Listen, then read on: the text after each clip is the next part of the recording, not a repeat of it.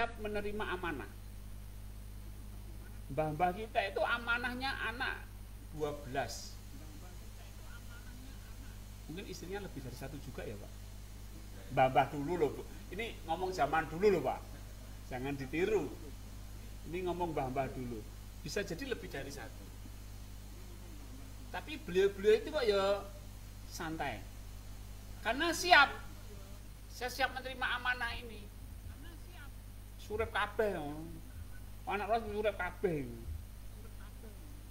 Nah, makanya dulu biasanya banyak anak banyak rezeki. Tapi itu tidak sekedar terus pengen dua anak akeh itu enggak.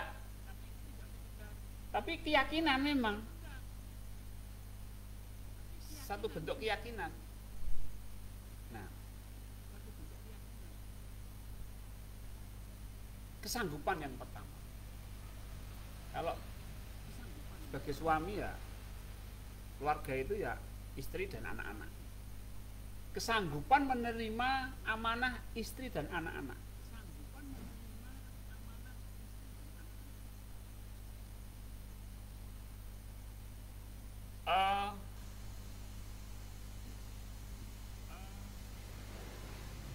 Mahasiswa saya yang S2 kemarin kesini tak marahin.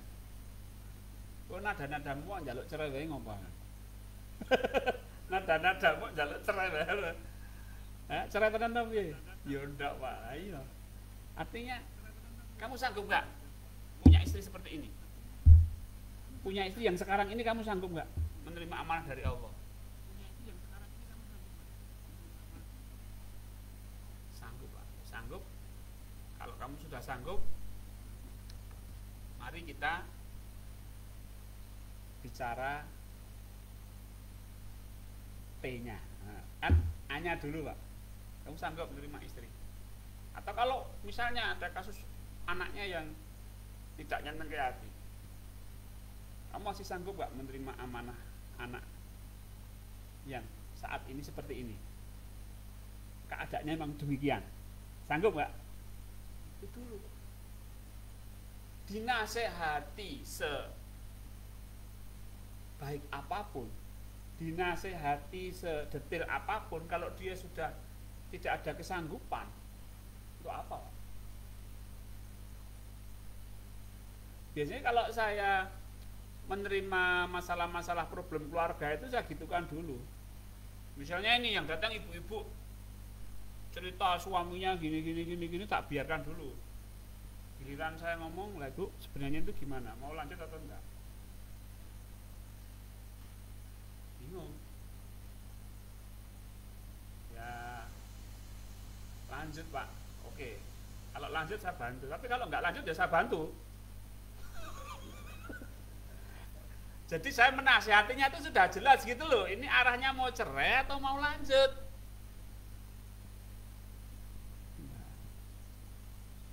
Ya nangani kasus-kasus gitu ya. Banyak Pak.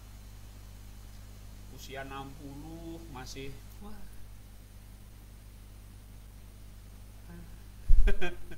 Tapi ya memang sudah gitu ya, semoga saya hanya tidak akan mendukung jenengan untuk lanjut berkeluarga atau cerai. Jenengan maunya gimana dulu? Semuanya ada resikonya. Oke Pak, saya sanggup, masih sanggup menerima ini adalah istri saya, atau saya sanggup ini adalah suami saya, atau saya sanggup ini adalah anak saya. Oke, itu dulu diterima dulu. Baru mari sekarang kita baca tanda. Sekarang kalau amanahnya istri, misalnya ini, tandanya cemberut, tanda loh ya. Misalnya jegadu tadi seperti yang dicontohkan Mas Beken, tandanya seperti itu tanda loh. Kalau sudah sanggup, ada tanda. Syarat yang pertama adalah tidak boleh dikomentari. Yang kedua, tidak boleh dinilai. Mungkin cemberut itu sesuatu hal yang tidak menyenangkan, terus dinilai, wah, mau tahu? Wah, gitu sudah menilai negatif. Itu tidak boleh menilai. Kalau tanda itu nggak boleh dinilai.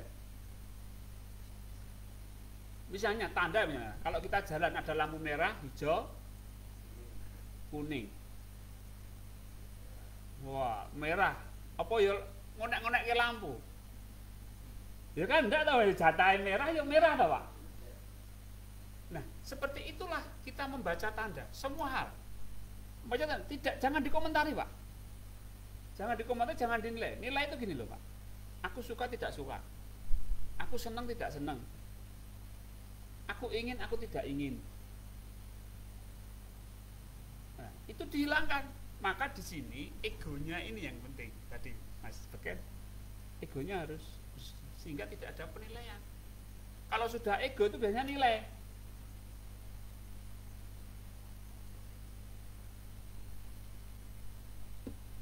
Di pagi hari istri tidak membuatkan kopi. Itu tanda. Tidak dinilai dengan suka tidak suka. Biasanya ya kopi, hanya kopi rauno. Nah, itu sudah menilai. Ini adalah tanda. Tanda itu jangan dinilai, tapi dicari perintahnya apa. P berarti. Kalau istri di pagi hari tidak membuatkan kopi, perintahnya apa? Ini tandanya gini, berarti perintahnya apa? Iso gulane entek, kopine entek ya iso lho. Ternyata kopinya habis. Nah, coba kalau marah-marah, Pak. Sudah suasana pagi tidak menyenangkan. Gitu, Pak.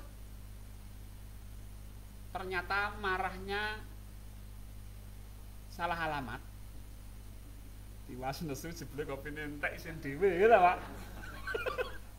Jebule belanjane kurang. Ya. Untung melu pengajane Pak Pur wis dan nesu. Enggak jadi marah-marah. Apa ya ini perintahnya ya? Coba saya lihat perintahnya di sini. Lihat. Di tempat kopi. Masih ada enggak kopinya? Oh iya entek. Ya, gitu loh. Apa di situ tuh balik itu ada apa? Nah, itu tanda. Nanti akan banyak tanda, Pak. Jadi setiap amanah itu Allah akan memberikan banyak tanda, ayat-ayat, tanda. Terus apapun itu pasti ada tandanya. Anak itu pasti ada tandanya, Pak. Kalau anak begini, saya harus bagaimana? Kalau anak begini, saya harus bagaimana? Kalau nggak paham, tanya sama Allah. Ya Allah, ini amanahnya anak saya terima ya Allah. Tandanya ini kalau bangun kesiangan, namanya pandemi ya biasa ya Pak. Anak itu main HP sampai jam 1. Itu banyak yang gitu. Ini bangun subuhnya gimana ya Allah, saya harus bagaimana sebagai orang tua. Nanti Allah akan ngasih tanda, Pak. Tanda itu bisa lewat hati, bisa lewat pikiran. Apa? Kelentek hati misalnya. Bangunkan dengan pelan-pelan. Bangunkan dengan baik. Gak usah marah-marah. Nah, nanti akan muncul seperti itu. Nah, itu jalankan. Bangun al subuh. Tapi coba Pak, kalau tidak membaca tanda, tidak mohon petunjuk kepada Allah, tidak membaca perintah kepada Allah, yang ada di sini adalah anak ini tidak soleh. Nanti kalau anak saya tidak soleh, saya masuk neraka. Gitu itu Pak. Ketika anak bangun kesiangan ngamuk Pak. Kamu tahu nggak? Bangun telat itu dosa. Wah, neraka. Oh sambil ini Pak. Wah, makanya jangan main HP sampai jam sekian. Wah. Apa dikira itu tidak nyimpen ke anak Pak? Anak nyimpen. Oh caranya marah tuh gini ya. Gitu Pak. Caranya marah itu begini ya. Jadi apa? Kelihatannya orang tua baik memperingatkan sholat subuh, tapi justru dia mengajarkan bagaimana cara marah kepada anak. Terus akhirnya gimana? Satu saat marahnya anak itu sama dengan marahnya kita waktu membangunkan sholat subuh. Karena kita itu adalah, orang tua itu adalah model bagi si anak. Model itu apa? Contoh, kita didik itu tidak lewat ini, lewat sikap. Karena apa? Anak itu melihat orang tuanya, "Hau sinau, sinau, sinau." Abang tuane ora tau sinau. Ya. Belajar. Orang tuanya aja nggak pernah belajar. Dagang, woy. Bangun pagi, udah persiapan ke pasar, sampai sore, sampai di rumah ngitung bati. 5.000 ditoto, 10.000 ditoto, dikalkulasi.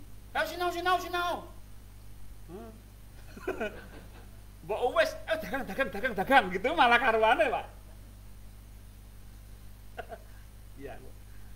Maksudnya gini, meskipun orang tua itu sesibuk apapun ya harus memberikan satu modelnya atau diberi pemahaman.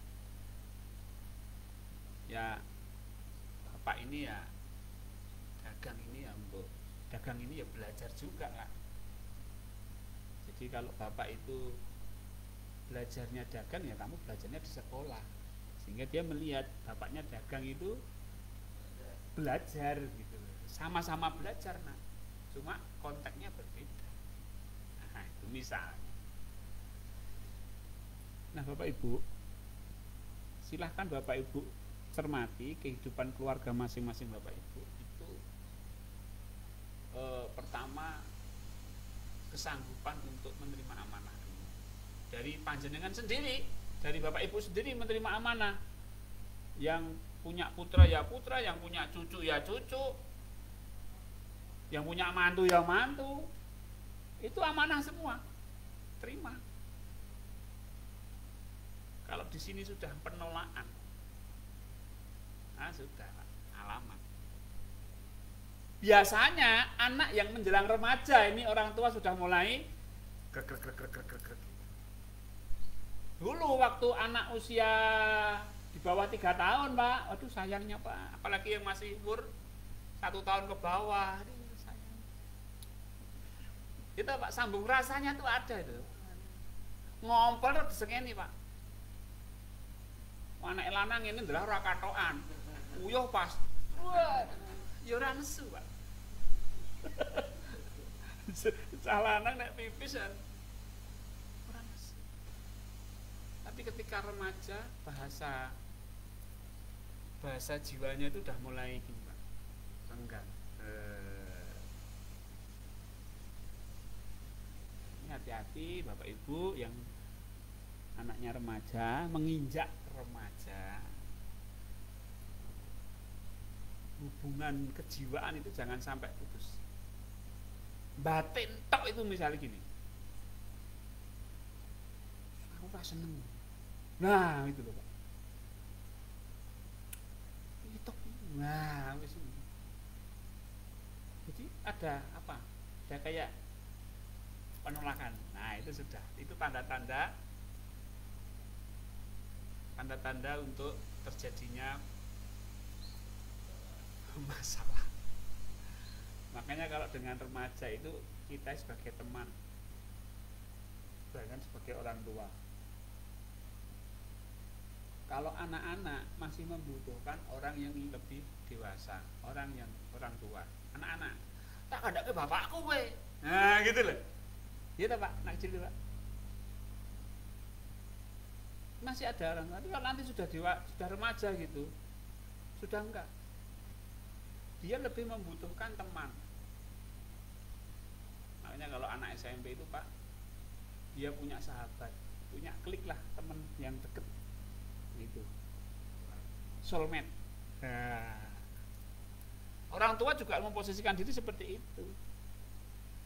Kalau anaknya suka ikan, orang tuanya juga harus terjun, suka ikan juga. Anaknya suka, misalnya anak perempuan itu drama Korea.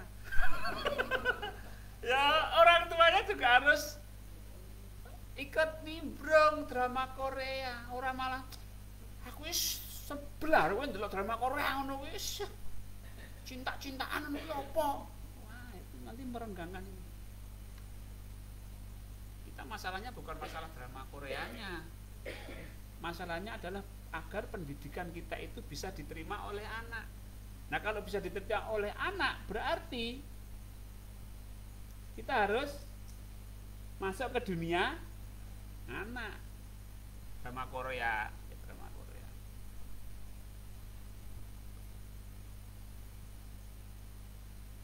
Mentang-mentang kita produk lama ya, anaknya seneng drama Korea wae dhewe jek toprak. Wah, anaknya suka pop yang sekarang itu yang barat wae dhewe mantos wae. Berusaha untuk masuk dunia anak. Itu ya, Pak. Jadi kita harus menerima itu semua, keadaan itu, termasuk yang tidak menyenangkan bagi kita. Kenapa anak menjauh, terutama remaja menjauh dari orang tua? Ya karena kita sendiri yang memutus tali silaturahmi kepada anak. Itu banyak ya kan belum. Seringkali saya menaik kasus gini itu, ketika saya ceritakan gitu, ibunya nangis, merasa bersalah. Jadi di kasus itu lucu, Bu. Ibu ini kok gedeng banget karo anaknya yang nomor 1. Gedeng banget karo anaknya yang nomor 1. Keluar ucapan-ucapan yang bagi anak nomor 1 ini sangat menyakitkan bagi dia, dibanding-bandingkan dengan saudara sekandung. Mbok kowe kaya adikmu kae lho. Wah, wis ngono-ngono wis. Dia kemut-kemut di sini tuh udah. Ya dia nggak akan mungkin mengatakan mbok aja dibanding-bandingke, ya enggak mungkin, tapi dia menyimpan dendam, munculnya dendam. Jadi yang gitu kan itu ibunya. Nah, sampai itu begini, Pak. Bapaknya meletakkan dompet di meja. Ibunya meletakkan dompet yang berisi uang itu di lemari, lemarinya dikunci, Pak. Sing dijupuk itu dungane bapak ini yang sudah cemopak ini, Pak. Yang dicuri itu uang ibunya. Nah, ibu tahu tandanya ini kenapa? Begini. Kenapa bapak tidak punya uang bapak tidak dicuri yang berada di meja, sedangkan ibu kok dicuri? Bahkan di dalam lemari itu bisa dibuka sama dia. Nah, ini karena si ibu ini mengakui dia memutus tali silaturahmi, kasih sayangnya, rasa penerimanya itu putus. Tapi dia tidak bisa menghindar bahwa dia adalah anak saya. Sehingga yang terjadi adalah konflik batin bagi orang tua. Dan ini terjadi biasanya ibu-ibu yang menyandang status ustadzah. Wah, ini beberapa kasus gitu masalahnya, Pak. Aku iki ustadzah. Ya. Aku iki ustadzah yang memberikan tausiah, nek kok anakku koyo ngene. Wah, jangan mempermalukan orang tua. Loh, egonya itu adalah, kamu tuh jangan mempermalukan orang tua. Aku ki ustadzah. Itu jadi satu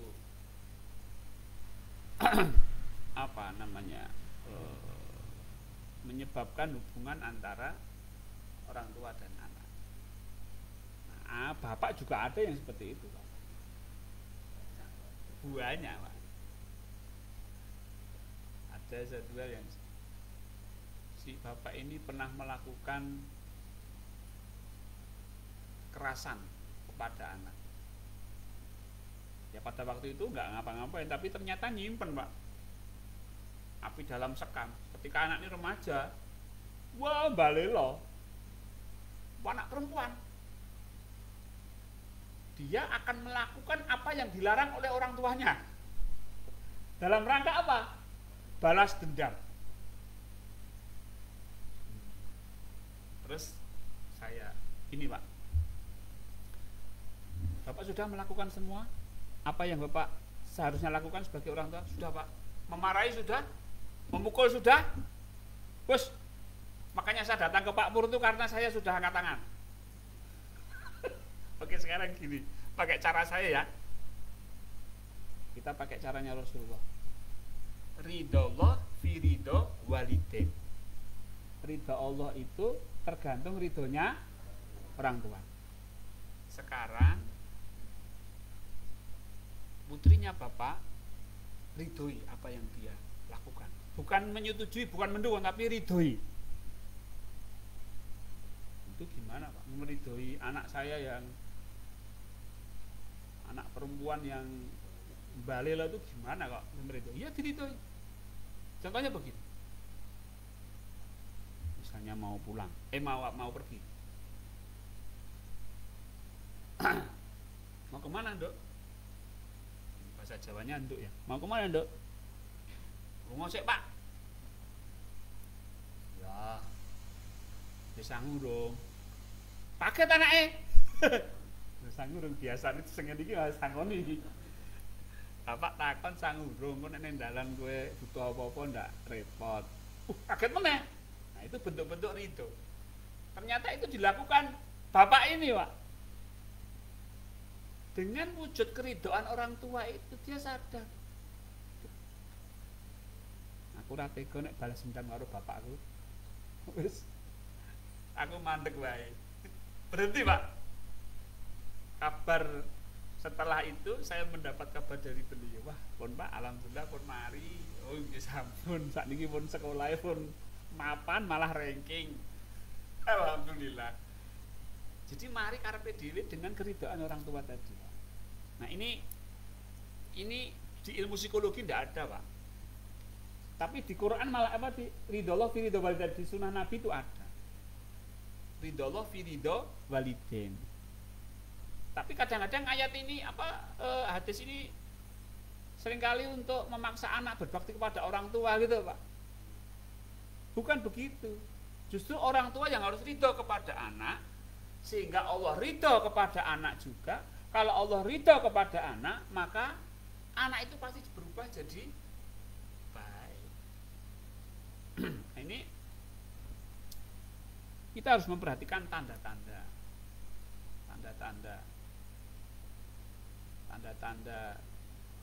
anak, tanda-tanda istri, tanda-tanda suami. Nah, tanda-tanda itu akan muncul ilham. Ilham itu perintah. Mendung. Ya, mendung itu kan tanda, Pak. Perintahnya bawa jas hujan. Kan gitu. Bukan dikomentari, ya ini ya wis mendung. Oh ya, mendung apa komentari itu was kesel. Gitu. Mendung jam segini sudah mendung. Enggak usah dikomentari. Baca aja perintah Allah apa.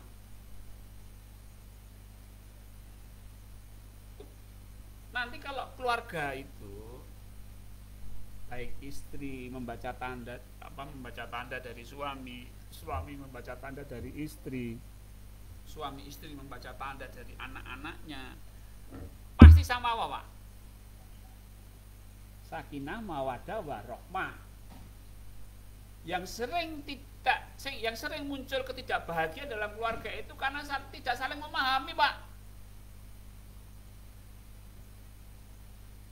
Tapi Tapi kalau saling memahami, istri itu belum minta, suami sudah memberi. Demikian juga istri, suami belum minta, istri sudah tanggap, ya toh Pak? Wah mantap ini kayak gini. Jadi, apa? Burung ngomong ini wes ya toh Pak? Sama-sama tahu, kan enak Pak? Ya kan? Kalau kita punya teman, punya sahabat, punya kawan yang sama-sama tahu kan enak loh. Nggak usah diperintah. Kemarin ada, saya tuh jengkel sama istri saya Pak. Loh, ngapa?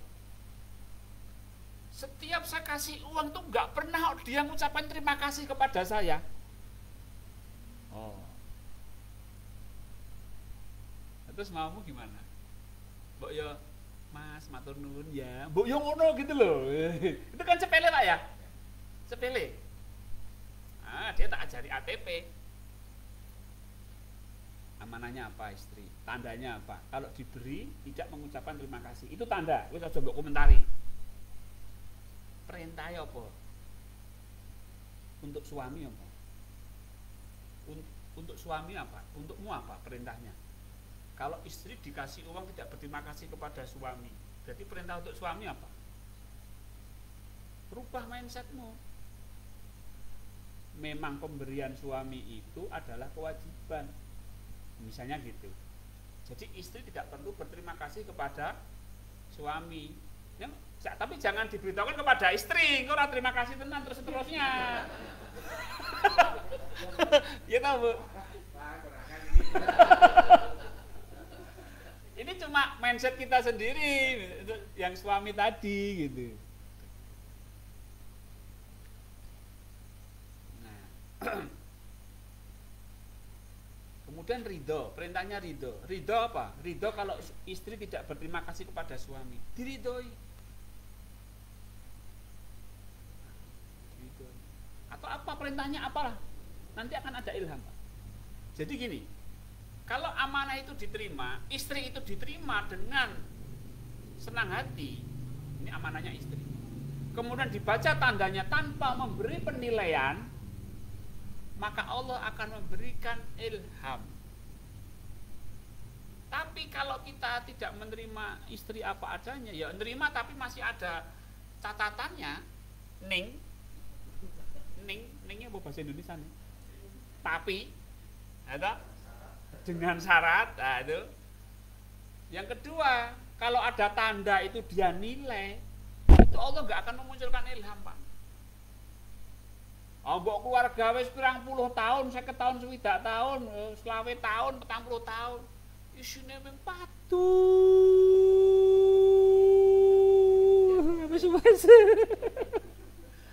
Perkara cilik lho dadi gedhe. Perkara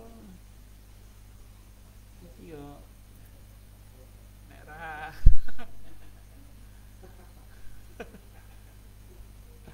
lah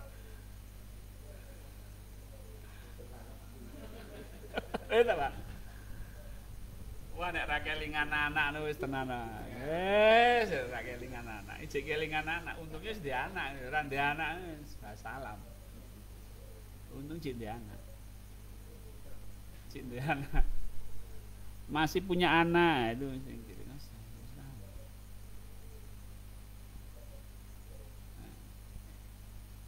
Jadi nanti Allah kasih ilham, itu pasti sudah. Kenapa Allah? Sebenarnya Allah tuh yang ngasih ilham, tapi karena ego kita itu nutup itu loh Pak. Ego kita tuh nutupi ilhamnya Gusti Allah loh. Jadi Allah wis maringi, aja ngene lho. Tapi kan tutup ego. Nah, mentok ra ketok. Atau ketok ning ora dilakoni. Enggak dijalankan. Warga Samawa itu gampang ATP gitu aja. Syukur-syukur bar ATP yo 3T gitu. Apa 3T itu Bu?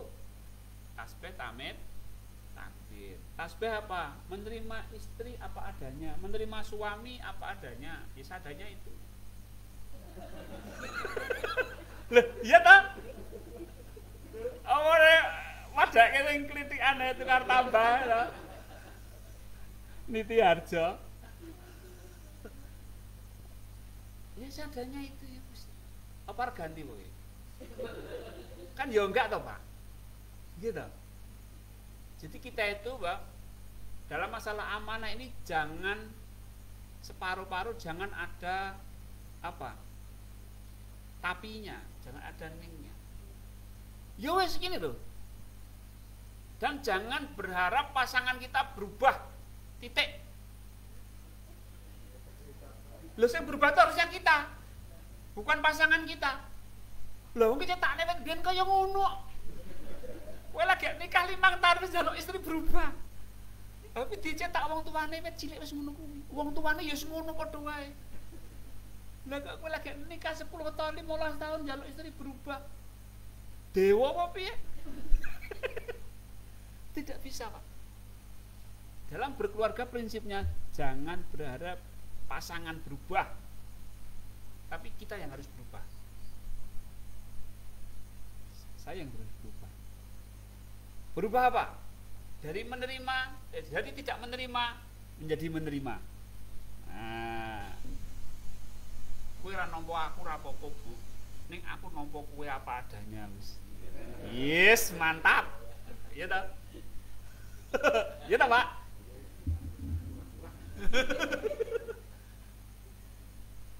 Saya kemarin itu, Pak. Ya, banyak kasus sebenarnya gitu. Sak galak-galaknya istri, sak benci-bencinya istri karo jenengan. Ini karena yang datang suami. Enggak mungkin dia minta cerai. Enggak akan berani dia minta cerai. Sak galak-galake. Nanti metu lagu bojo galak kae.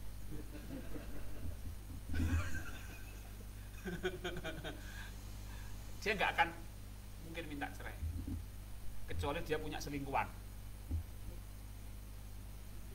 Nah, kecuali minta selingkuhan ya beda masalah itu urusan beda. Ini di luar itu. Ini kan galak-galakan di seputar keluarga aja. Pokoknya keluarga itu yang penting tidak selingkuh. Nek wis selingkuh ya wis itu pelanggaran fatal.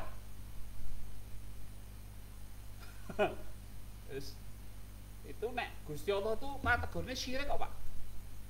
Syirik kan syirik menduakan. Nah, menduakan suami kan syirik. Atau suami juga gitu menduakan istri ya sama aja. Nah, saya yang harus berubah. Yang sebelumnya saya tidak menerima menjadi saya harus menerima. Kemudian saya harus berubah. Yang awalnya saya tidak mensyukuri pasangan saya, sekarang saya mensyukuri pasangan saya. La in syakatum la adidanakum. Betul nggak, Bu? Pak. Barang siapa yang bersyukur maka akan bertambah nikmatnya. Kalau istri kita syukuri atau suami kita syukuri, itu kalau tidur satu kasur gitu ya nikmat apa? Dan dikufuri apa penake, Pak? Gitu. Misalnya nih suami tidak mensyukuri atau tidak mensyukuri istri, tidur satu kamar jajar enak ya. Marak kira turut ae. Gitu, Pak. Karena mengkufuri istri. Istri juga sama. Sampai ada Pak, kita itu tidak pisah ranjang, Pak. Tapi kita hanya tidurnya itu yang satu di kamar depan, yang satu di kamar belakang, Pak. Jadi bapak itu di kamar depan, saya di kamar belakang, Pak. Nah, kenapa begitu? Nah, kita sama-sama ngorok, Pak. Kalau saya ngorok ya mengganggu istri, kalau istri ngorok ya mengganggu saya, ya sudah kesepakatan. Itu karena saling mengkufuri. Coba kalau ngoroknya pasangan itu disyukuri, Pak. Masya Allah, alunan nada. Loh iya tak? Masya Allah, ini sebuah pengantar tidur yang nikmat sekali gitu. Gerak, gerak, gerak, gerak, gerak. Masya Allah, ya, ya Allah. Disyukuri nikmat Pak. Nah ini, ya masa suami istri sing isi turu neng kamar depan, kamar belakang. Ya kecuali kalau istrinya masih ngeloni yang kecil gitu ya, bubuk ke sing cilik ndak masalah. Ora apa-apa wis urip dhewek. Anak-anak wis gede-gede kabeh. Garek wong loro, turu kok siji ngarep siji ning mburi. Nah, ini mari kita jangan mengharap pasangan bersyukur kepada kita, tapi kita harus berubah. Allah tidak akan merubah satu kaum jika kaum itu tidak merubah dirinya sendiri. Jadi kalau kita ingin dirubah oleh Allah, maka kita harus berubah dulu. Kalau kita ingin keluarga kita bahagia, mungkin selama ini Allah membuat keluarga kita tidak bahagia. Ya saya harus merubah diri saya sendiri. Apa yang harus saya rubah? Tadi T1, tasbih dari menerima, tidak menerima menjadi menerima. T2, dari tidak mensyukuri menjadi mensyukuri. Yang ketiga, dari tidak mempercayai sekarang mempercayai istri. Aku percaya Bu, nih belanja harus aku percaya. Terus percaya. Nah, karena semuanya itu ternyata aksi reaksi. Kenapa pasangan kita tidak menerima kita? Karena kita sendiri tidak menerima pasangan, itu sebabnya, sehingga dia tidak menerima kita. Kenapa pasangan kita tidak mensyukuri saya? Karena kita tidak bersyukur kepada pasangan. Ya, reaksi. Maka kita harus berubah dulu.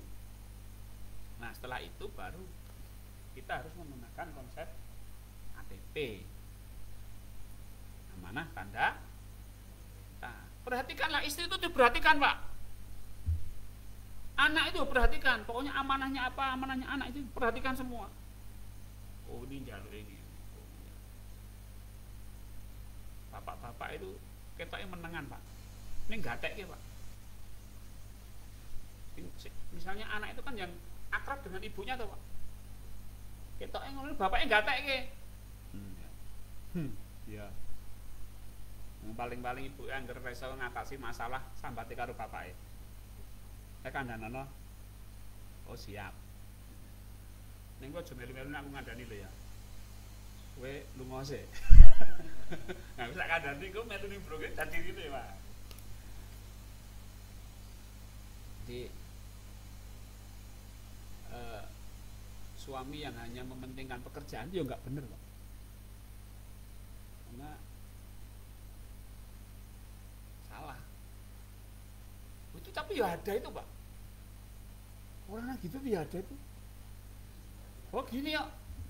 Lucunya tuh pakai teori psikologi Pak. Bu, gini Bu.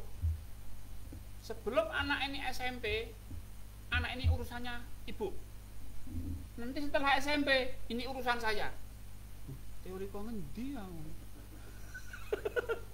Jadi setelah besar, setelah SMP remaja itu nanti sama bapak. Kalau masih anak-anak, masih ini di bawah SMP SD itu sama ibu. Teori ngendi ya? Bareng SMP mah ternyata ya ora iso tenanange tenan. Karena kedekatannya itu harusnya dibangun sejak itu Bapak Ibu. Ya kita sama-sama belajar nih. Namanya kita hidup itu ya belajarnya itu long life. Long life itu ya selama hidup ini ya belajar. Belajar sinau ya. Mungkin Bapak Ibu yang sudah berkeluarga selama lebih dari puluhan tahun ya, itu saya kira masih belajar juga. Karena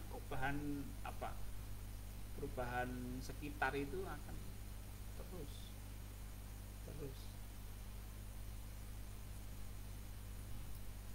makanya yang mau nikah ya harus belajar dulu memasuki awal pernikahan itu bagaimana. Makanya namanya konseling pranikah itu penting.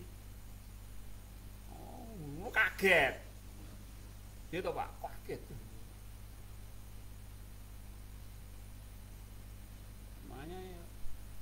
nikah itu kan perubahan hidup. Kalau nggak dipersiapkan kaget. 3 bulan pertama itu kan penyesuaian. Menikah 3 bulan pertama itu penyesuaian. Itu nggak mudah pak. Sing melu mertuane, sing warung mertua ngene, sing warung wah. Banyak. Tapi prinsipnya kalau kita menghadapinya dengan 3T ATP insya Allah. Karena konsep 3T ATP itu konsep yang dinamis, bukan statis. Selalu mengikuti perubahan. Karena kita melihat tanda itu perubahan-perubahan. Menerima apa? Menerima perubahan-perubahan itu. Kalau nggak menerima kasusnya ya itu pak. Enak zamanku toh. Nah itu loh. Iya zaman Soeharto kowe jek ayu kinyis-kinyis ya penak. Zaman Jokowi wis tua. Nah itu kalau tidak menerima perubahan kan ya. Perubahan penuaan sama-sama tua itu kan termasuk belajar juga. Enggak mudah loh Bu menerima penuaan itu Bu. Inginnya kayak bintang film siapa Pak? Niko Wijaya. Nom terus nganggo tua bareng. Mintanya muda terus lama-lama tua Pak. Umur 50 nggak terasa ya Pak ya. Jenengan piro Pak Ari? 49. Pak Setiano 50 berapa? Oh 56. Pak Wahid 70 berapa Pak?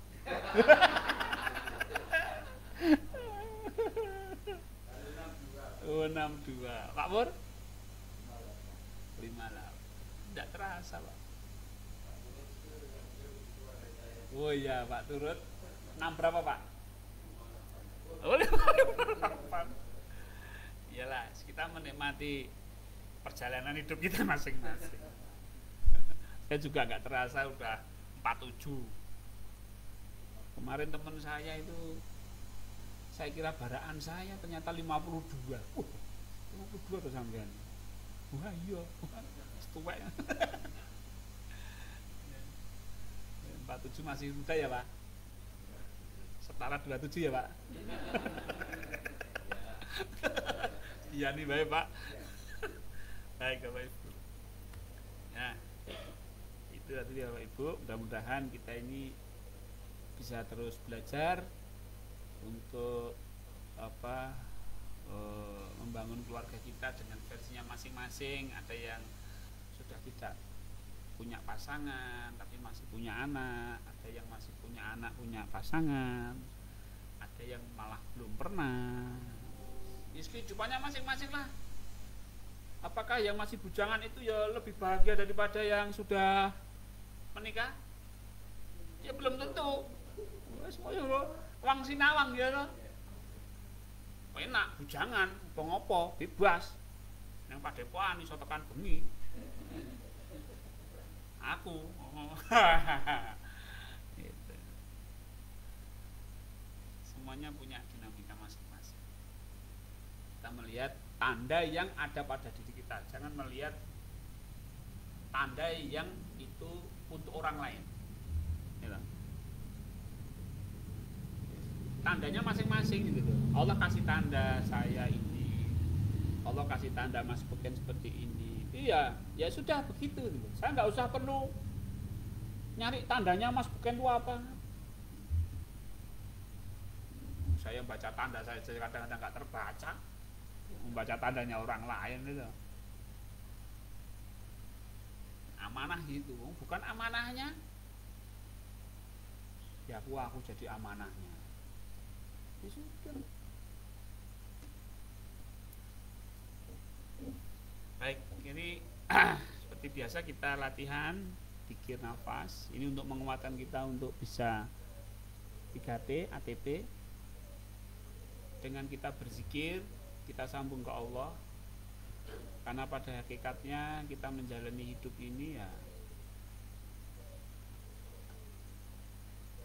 amanah dari Allah,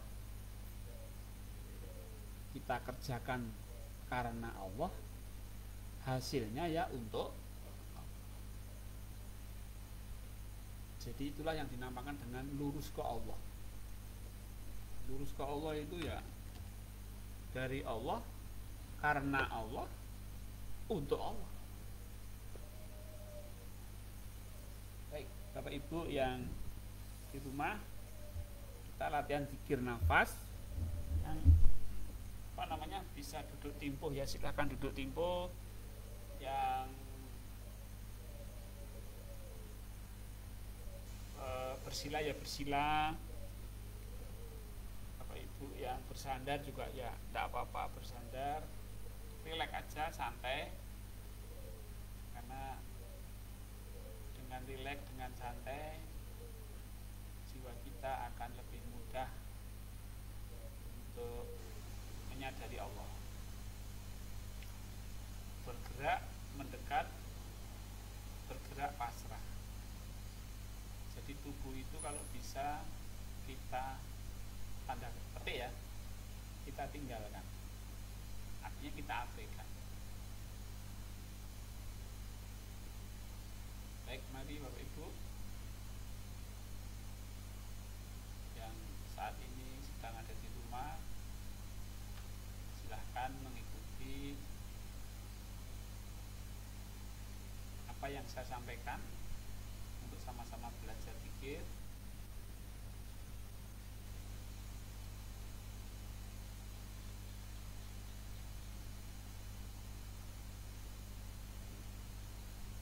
Baik, mari kita awali dengan membaca doa. Bismillahirrahmanirrahim. Asyhadu an la ilaha illallah wa asyhadu anna Muhammadar Rasulullah.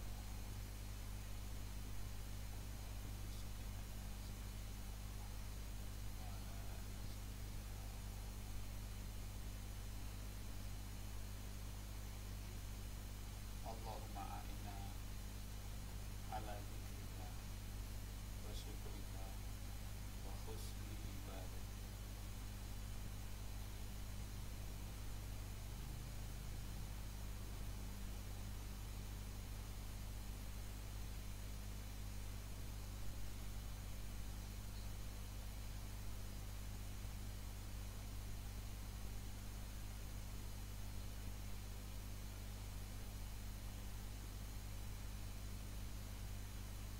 Baik, Ibu,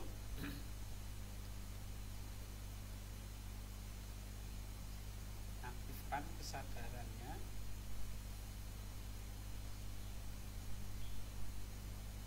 Bapak Ibu bisa menyadari nafas Bapak Ibu yang keluar masuk,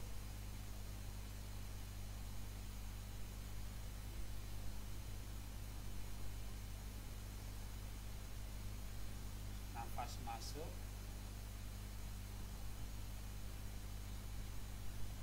nafas keluar,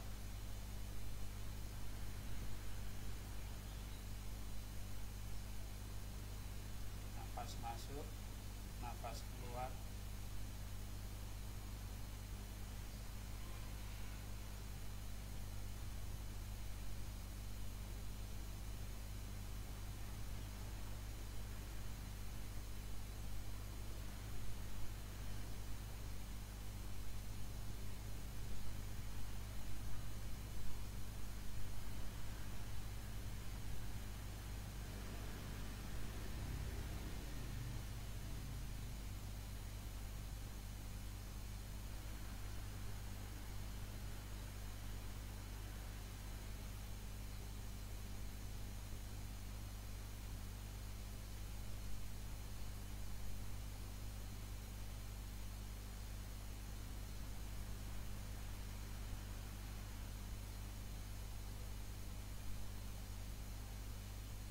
Baik, sekarang sadari Bapak Ibu yang menggerakkan nafas. Menyadari nafas yang pertama, yang kedua menyadari yang menggerakkan nafas adalah Allah. Kita kita sadari Allahnya yang menggerakkan nafas, menyadari Allah yang sedang berbuat menggerakkan nafas kita. Allah sedang memasukkan nafas kita dan Allah sedang mengeluarkan nafas kita. Allah memasukkan nafas kita lagi dan Allah mengeluarkan nafas kita. Di situ ada af'alnya Allah, ada perbuatan Allah, dan kita sadari perbuatan Allah itu.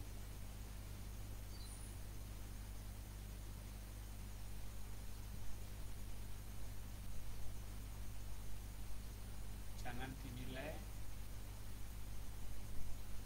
biarkan saja, kita saksikan bagaimana Allah berbuat menggerakkan nafas masuk dan keluar.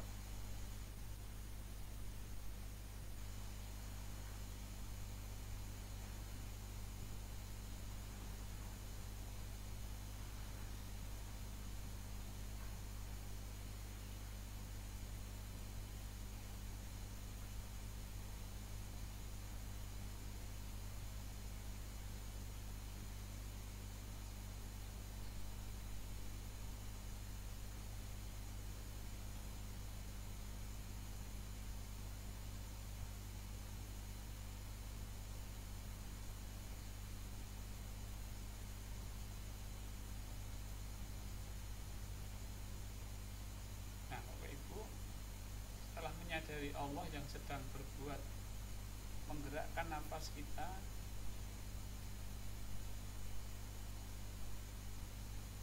sebutlah namanya.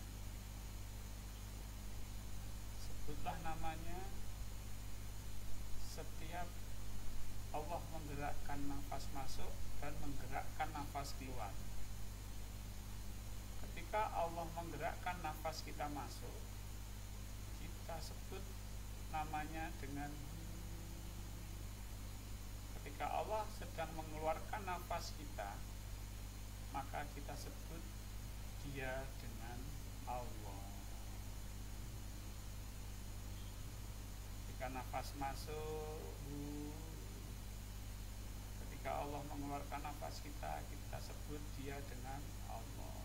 Allah. Allah. Allah. Allah.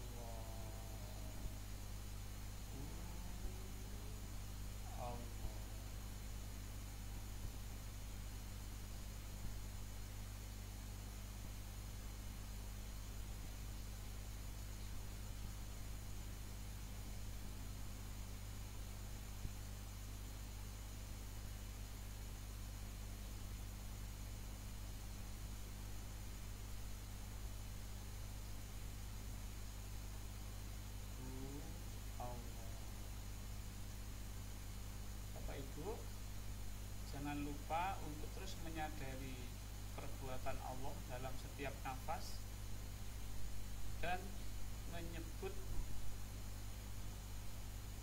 dengan hu ketika Allah berbuat memasukkan nafas, dan kita menyebut Allah ketika Allah berbuat mengeluarkan nafas kita.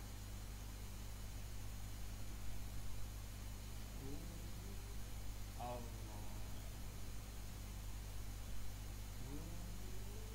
Allah.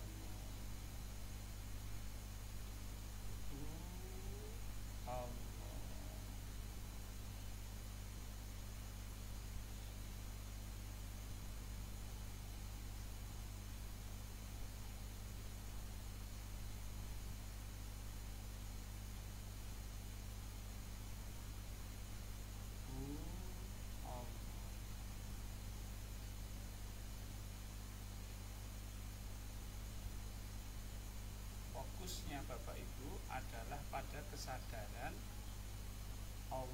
yang menggerakkan nafas kita. Kemudian kita iringi dengan Hu Allah.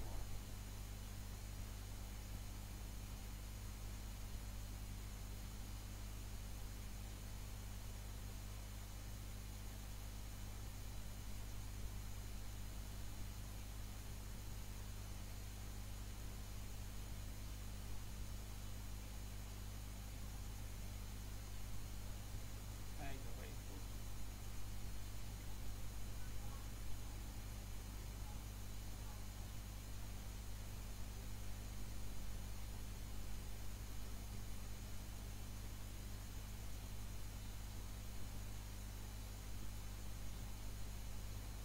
Setelah kita belajar menyadari Allah yang menggerakkan nafas, sekarang mari kita belajar untuk mendekat dan berserah.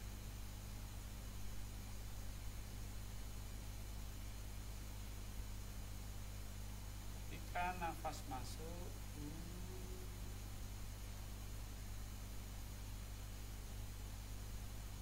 gerakan jiwa kita untuk mendekat kepada Allah sedekat-dekatnya.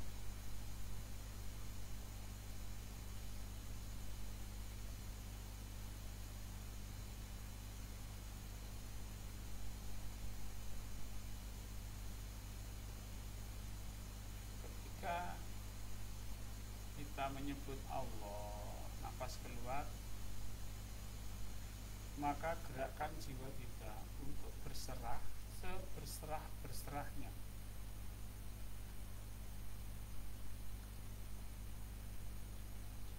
Ketika mendekat ke Allah sedekat-dekatnya, kemudian ketika kita berserah total kepada Allah, seberserah-berserahnya, setotal-totalnya.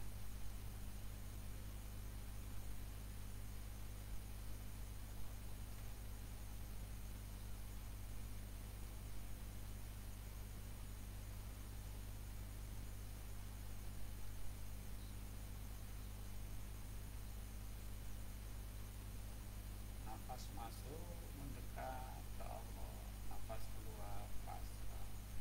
Nafas masuk mendekat ke Allah, nafas keluar pasrah. Mendekat pasrah, mendekat pasrah, mendekat pasrah, mendekat pasrah.